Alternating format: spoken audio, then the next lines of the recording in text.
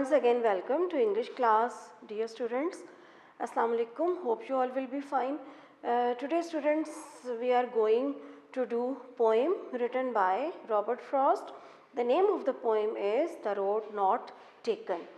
Students previous lectures में हमने verb को डिस्कस किया था इन डिटेल, लेकिन आज हम टेक्स्ट में थोड़ा सा इसको डिस्कस करने जा रहे हैं. The road not taken poem का नाम है and it is your unit number 21. Okay, let's start. The road not taken written by Robert Frost and the age of the poet matters a lot. उसकी age यानी कि किस era से वो belong करता था, that is 1874 to 1963. It means he was born in 1874 and he died in 1963. Robert Frost is an American poet. Modern English जो literature है उसमें कंसिडर किया जाता है, एक अमेरिकन पोएट है. और उसकी जो पोइट्री है, रॉबर्ट फ्रॉस्ट की poetry, it is based on philosophical theme. Okay, philosophical themes का मतलब है कि बड़ी डेप्थ में जाके लिखता है एंड सोशल सेटअप के बारे में भी वो कुछ सोशल इश्यूज़ को भी अपनी पोइम्स में एक्सप्लेन करता है. He narrates. Okay, first of all आज थोड़ा सा डिफरेंट हम करने जा रहे हैं. एक पोएम की रीडिंग जो है ना, it is very much different from prose reading.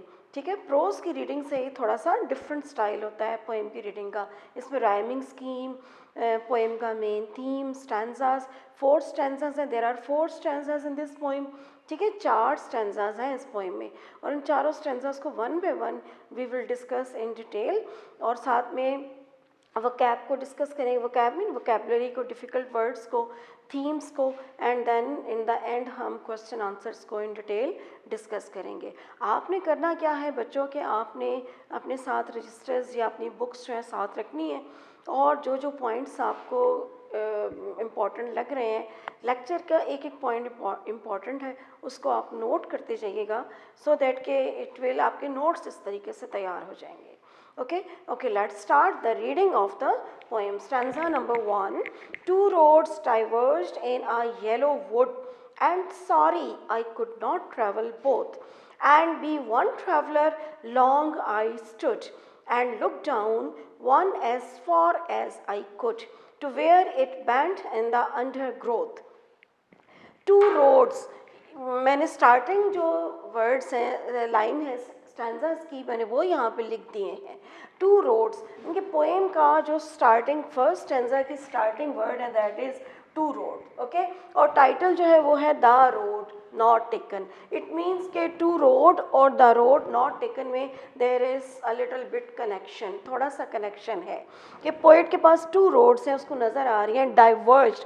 डाइवर्ज्ड mean go in different directions, के दोनों रोड्स कहाँ जा रही हैं, they are going different directions में जा रही हैं. Right, in a yellow wood. Yellow wood, yellow का कलर पोइट ने यूज़ किया है to just give us the concept of a wood, एक जंगल का कॉन्सेप्ट देने के लिए.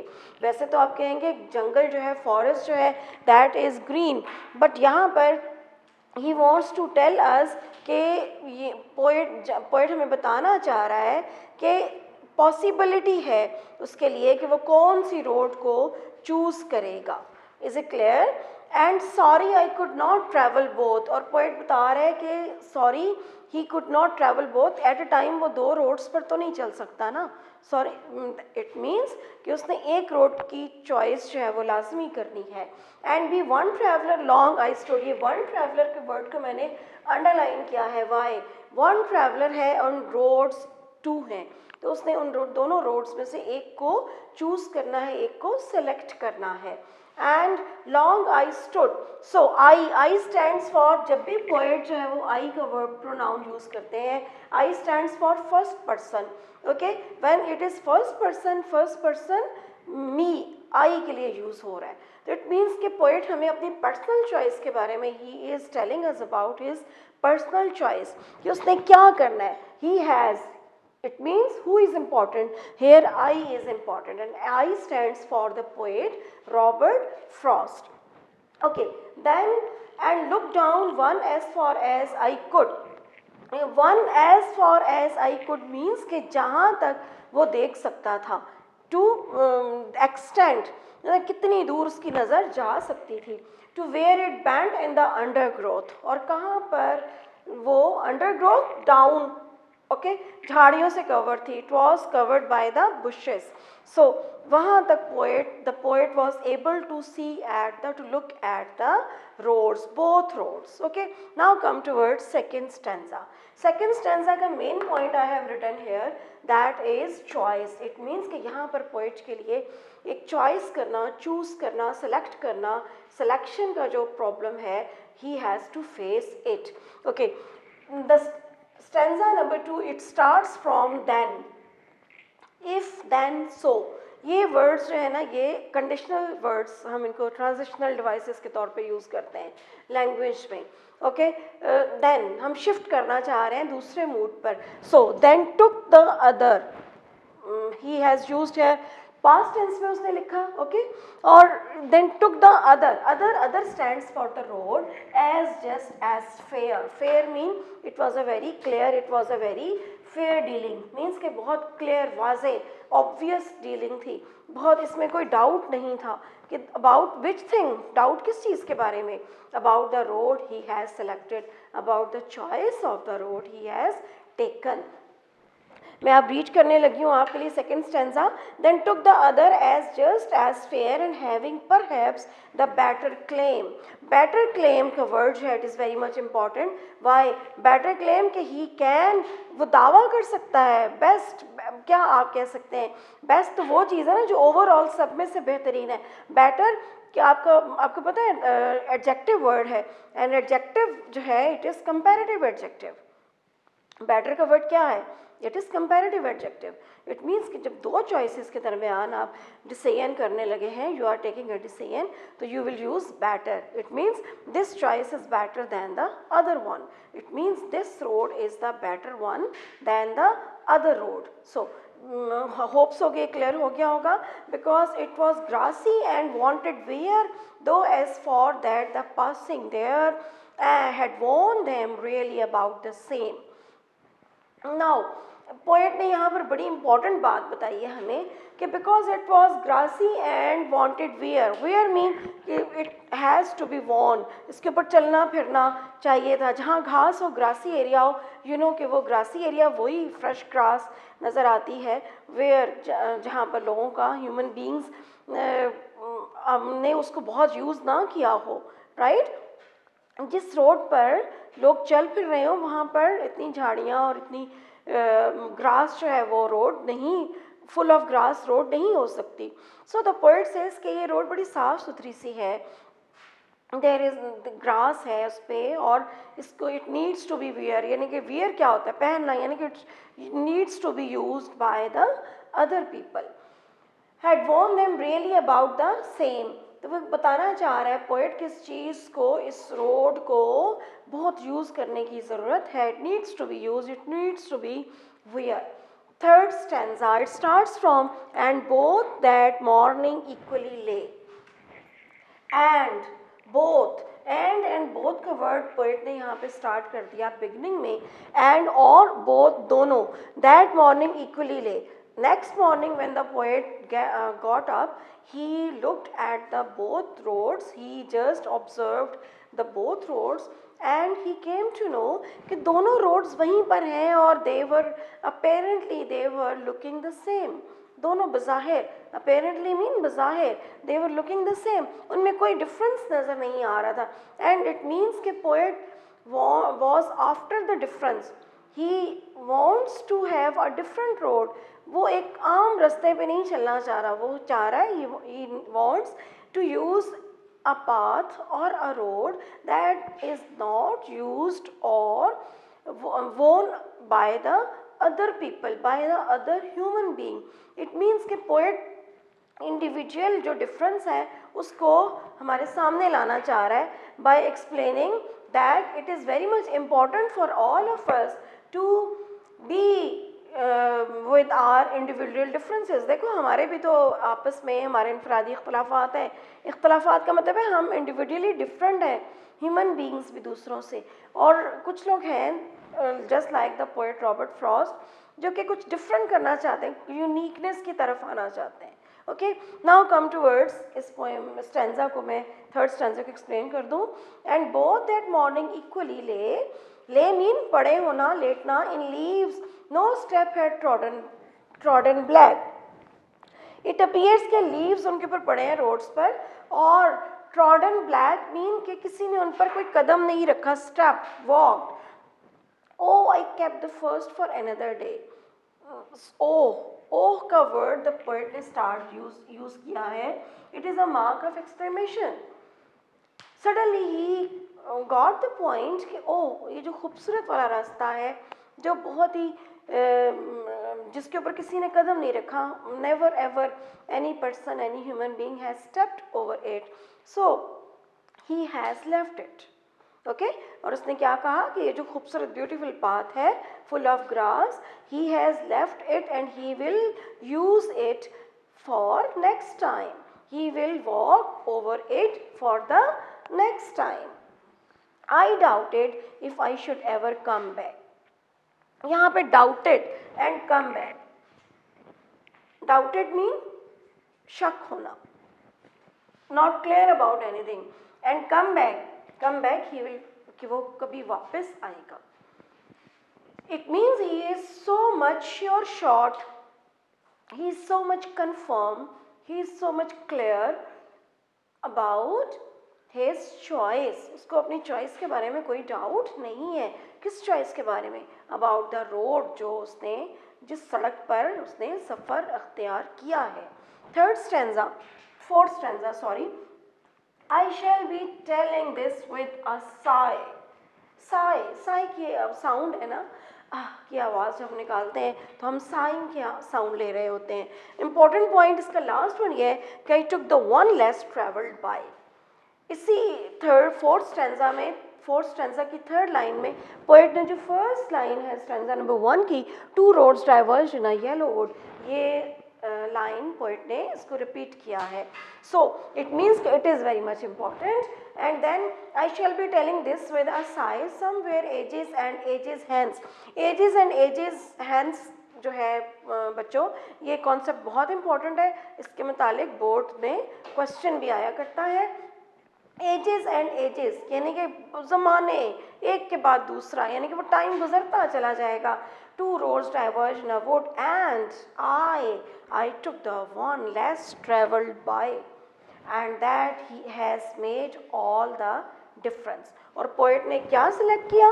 पोएट ने वो रोड सिलेक्ट की जिस पर बाकी लोगों ने less travelled by the other people, and this is the basic difference between him and the other people, or between him and the rest of the people. Hope so poem की समझ में आ गई होगी. पोइम में basically vocabulary में मैंने 2 important words लिखे हैं. Number 1 diverged, it means go in different directions, and second is trodden means walked. ये इंपॉर्टेंट इस लिहाज से हैं. Why? Because they are important in this respect that the poet wants to have there are choices. Okay, the question is of the choices or the selections. किसके दरमियान selection है? 2 roads के दरमियान में. आपका क्या ख्याल है? What do you think so that the roads are important? Choice उसने roads के दरमियान में करनी है. He has to choose, he has to select. 2 choices हैं related to his life. उसने 2 decisions करने हैं. Important 2 decisions में से एक decision को he has to select for the rest of his life. और जब आप एक चॉइस ले लेते हो तो then there is nothing else left for you. आपके लिए कुछ रह नहीं जाता, बाकी रिमेनिंग नहीं होता जिसको आपने फिर चूज़ करना होता है. And there is no diversion mean coming back, turning back, कि आप वापस दोबारा पलट नहीं सकते. You can't come back after selecting and after choosing anything in your life. This is the reality of the life. Okay, hope so that this portion will be clear. And now come towards the main theme. As I have told you earlier that Robert Frost is very much philosophical in his tone and style. उसका modern English literature में बड़ा important नाम है, American literature में specially. उसकी dominant theme जो है ना, that is related to realistic approach. He has a very realistic approach in his writings. उसकी बहुत सी पोएम्स इम्पॉर्टेंट है। फॉर एग्जांपल मेंडिंग वॉल्स एक बहुत इम्पॉर्टेंट पोएम है। After apple picking and mending wall भी फिलोसॉफिकल उस पर बेस करती है। बर्चेस ये भी उसकी एक बहुत इंपॉर्टेंट पोएम है। बज़ाहिर apparently we have the idea that he writes about the nature. Definitely roads जो हैं आपको आप खुद इमेजिन करें, he has a picturesque quality. Robert Frost has the picturesque quality. Picturesque quality उसको कहते हैं कि जब आप पोएम पढ़ रहे हैं, रीडिंग कर रहे हैं पोएम की, तो आपके माइंड में एक इमेज बनता जा रहा है and you are along with that image thinking आपकी जो है ना बहुत strong. You can visualise what the poet depicts, what the poet tells us, what the poet demonstrates। तो वो सब कुछ जो पोएट बताना चाहता है वो आप अपने माइंड में विजुअलाइज कर लेते हैं, आपका विजन क्लियर हो जाता है। सो ही हैज़ उसका इमेजरी जो है ना, ये क्वेश्चन आपको पोएम से रिलेटेड आ सकता है। उसकी रियलिस्टिक अप्रोच है, मींस लाइफ के बारे में he has no such type of concepts के बहुत ही कोई रोमांटिक और रोमांटिक ईरा से उसका ताल्लुक हम कह सकते हैं कि नहीं है, because he is a realistic poet. ठीक है, जैसे आपके विलियम वर्ड्सवर्थ के साथ आप कंपैरिजन कर लें, आप विलियम ब्लेक के भी पोइम्स पढ़ लें, उसमें भी उन्होंने बहुत ही ज़्यादा रोमांटिसिज्म को एनहांस किया है। Then at the same time Yeats, Keats, ठीक है, ये तमाम वो पोइट्स हैं जिन्होंने कीट्स रोमांटिक पोइट्स में से है। आपको पता है फादर ऑफ नेचुरल जो ऑब्जेक्ट्स के बारे में पोइट्री लिखता है William Wordsworth, nature poet of nature जिसको हम कहते हैं, टाइटल उसको गिवन है। It his approach is totally different from those poets who related to the romantic age. His age is related to real life characters। उसने मतलब उसने अपने आप को सपोज किया, सेल्फ एक्सपीरियंस यानी कि ऑब्जर्वेशन, पर्सनल एक्सपीरियंस हमारे साथ शेयर कर रहा है, having a realistic approach. No, इसमें देन है rural life. Rustic and rural life के बारे में I must say that this poet Robert Frost is very much clear. He writes about rural and rustic ये roads, the road not taken इस poem में भी आप देखेंगे कि दो roads जा रही हैं and there is a grass and wood and greenery और इस type का जो scene है, scenic beauty that has been created by the poet। उसने वो हमें एक vision, एक clear image दे दिया है और हम अपने आप को while reading this poem, after reading and while reading this poem, we feel that as if we are present there and taking the decision of the two roads कि हमने भी कोई चॉइस करनी है और हम दो रोड्स जा रही हैं, उनमें से किस रोड पे हमने ट्रैवल करना है। We have to continue the travel of our life.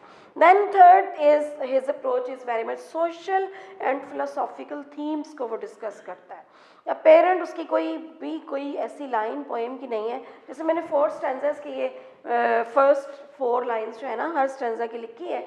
First line को ही देख लें कि 2 roads diverged in a yellow wood। Yellow would भी है, डाइवर्स्ड भी है, मीन्स के कलर कॉम्बिनेशन देखें, वुड का कलर ग्रीन है बट येलो का वर्ड उसने, जंगल का रंग क्या नज़र आता है, ग्रीन नज़र आता है, लेकिन पोएट ने यहाँ पे येलो का कलर सिम्बॉलिकली यूज़ कर दिया। देन डाइवर्स्ड का word he in fact is full of philosophical tone. And 2 roads, it's not simple to have a choice of the 2 roads। फिर सेकेंड स्टेंजा पे आ जाओ बच्चों। then took the other as just as fair। other and fair देखें, beautiful language he has use, क्या खूबसूरत combination he has use के R and R, fair, other and fair. तो ये वर्ड्स जो है ना कॉन्सोनेंट साउंड्स की रेपिटेशन, ये आपको पता है कॉन्सोनेंट साउंड्स की रेपिटेशन हो तो वो क्या, डाइवर्स्ड, वुड, डी टी ढ की आवाज़ जो है ना, ये साउंड उसकी पोएम्स की क्वालिटी है कि साउंड इफेक्ट जैसे जैसे आप पढ़ेंगे ना तो you will feel the sound effect in his poetry. Second, now social and philosophical theme hopefully आपको समझ में आ गया होगा।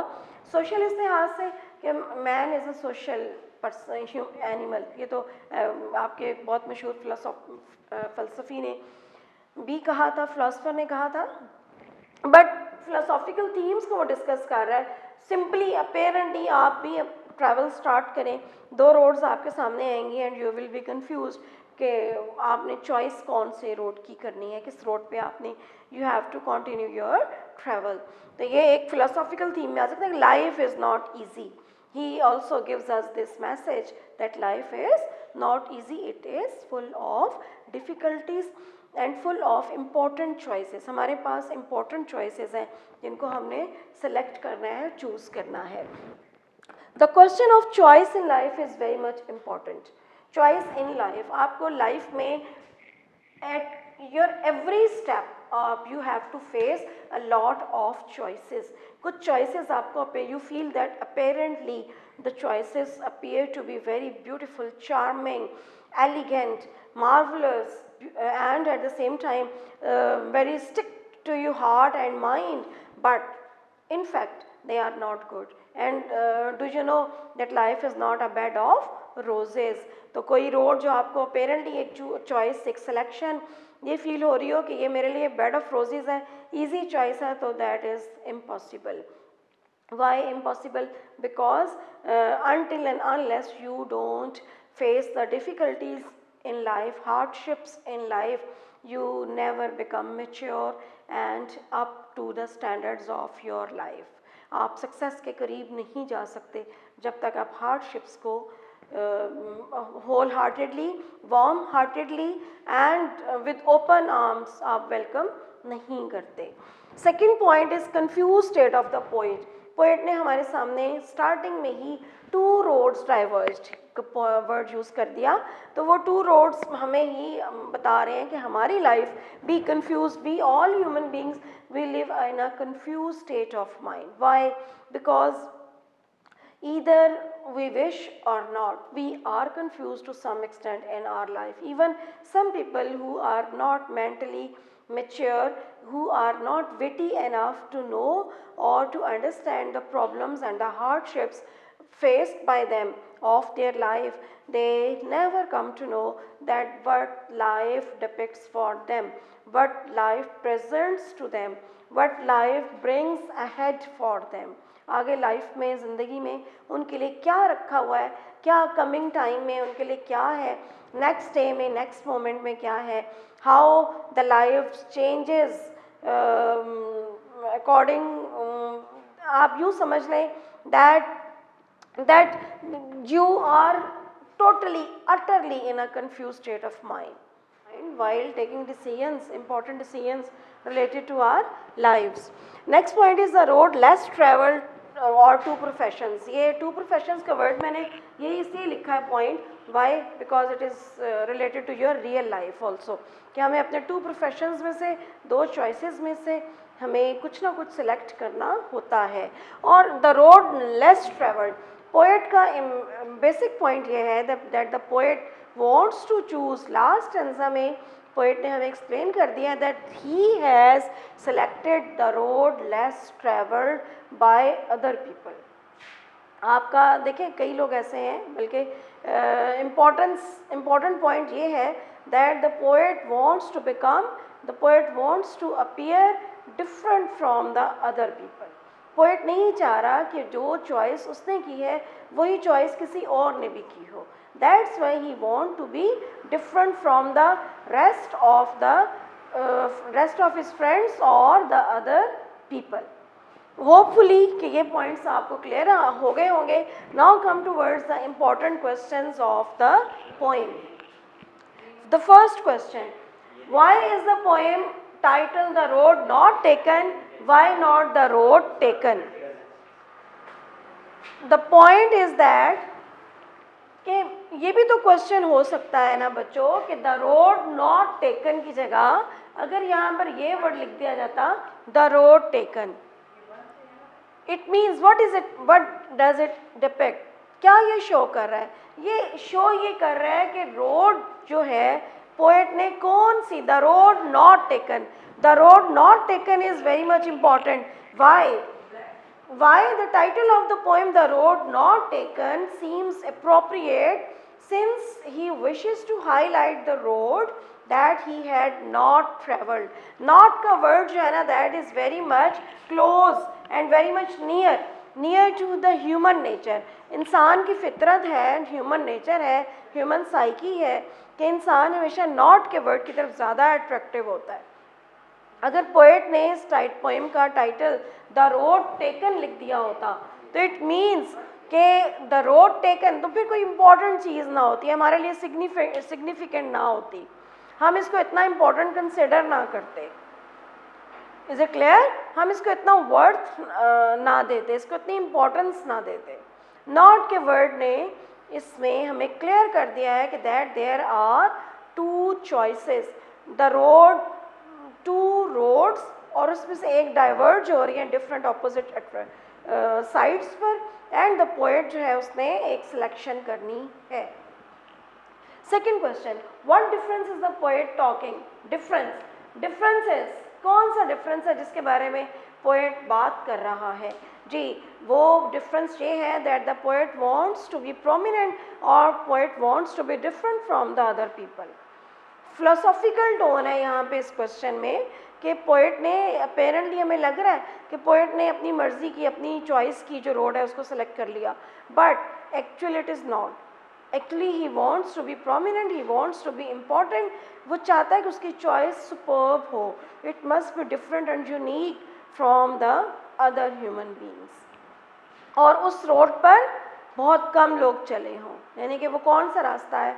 That must be the road of piousness, that must be the road of righteousness, that must be the road of truth, that must be the road of hardship. मेहनत का रास्ता, सब्र का रास्ता, पेशेंस का रास्ता, हार्ड वर्क का रास्ता, हार्डशिप्स का रास्ता. That is not chosen, that is not selected by most of the people. ज़्यादातर लोग, मोस्टली पीपल क्या करते हैं? रिलैक्सेशन का रास्ता ढूंढते हैं, अपने लिए शॉर्टकट ढूंढते हैं. But the poet is different from the other people, उसकी प्रायोरिटीज़ डिफरेंट है.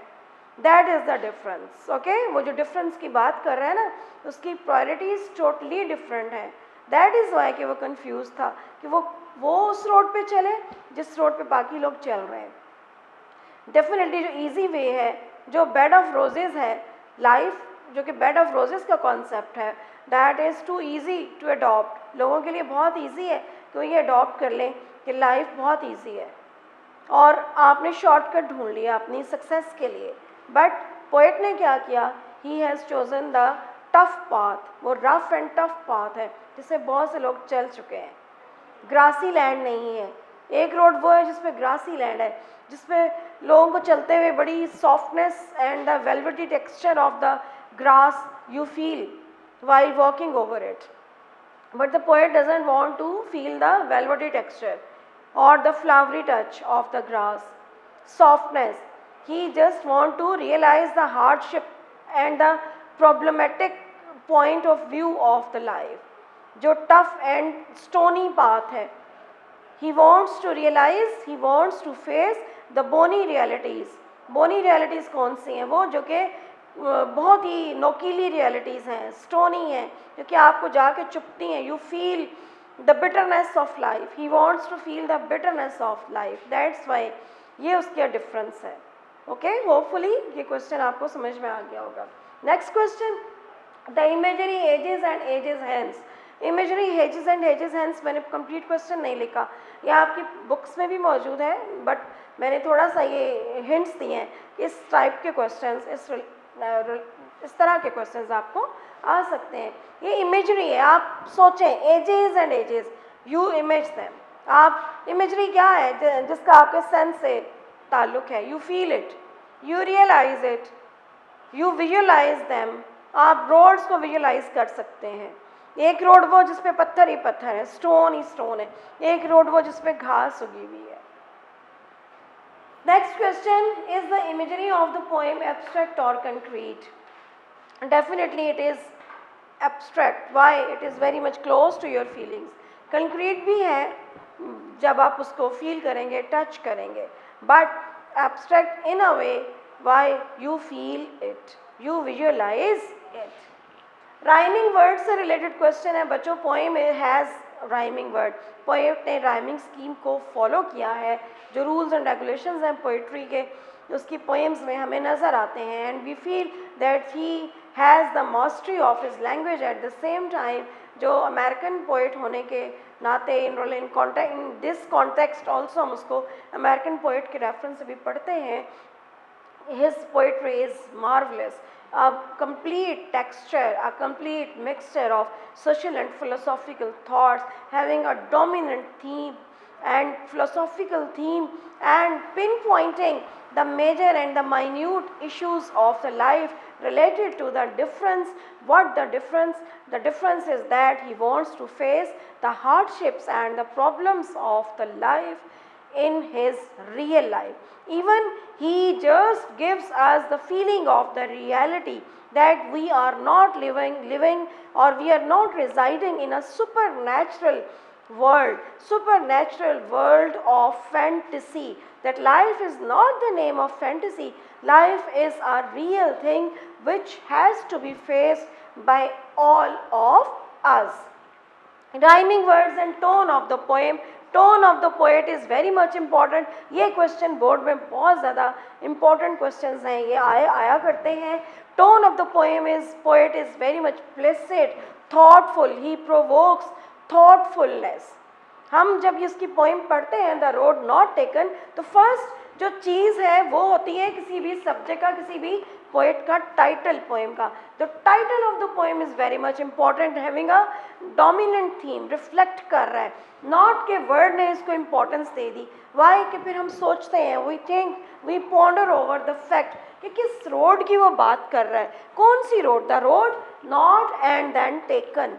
क्यों हम रीज़न फाइंड आउट करते हैं कि उसने वो रोड क्यों नहीं ली, उस रोड पे उसने अपना जर्नी, अपना ट्रैवल क्यों स्टार्ट नहीं किया। वाई का क्वेश्चन जो है ना, that gives us a thought in our minds. Okay, now come towards rhyming words. वुड, stood, where, there, claim, same, lay, day, black, back, and sigh, I, by, say, hence and difference। ये words मैंने इसलिए लिख दिए हैं so that कि they must be easier for you to follow. क्या आपको ज़्यादा पोएम पढ़ेंगे एक राइमिंग स्कीम के साथ, रिदम के साथ, and you will come to know the main points of the poem. Poem easy है, थॉट प्रोवोकिंग है, फिलोसॉफिकल आइडिया हमें देती है। होपफुली बेटा आप लोगों को बच्चों ये यूनिट नंबर 21 जो आज हमने पढ़ा है आपको समझ में आ गया होगा। इवन देन अगर कोई प्रॉब्लम है तो आप हमसे कॉन्टेक्ट में, कमेंट्स बॉक्स में आप लिख के हमसे पूछ सकते हैं। We are here for your help.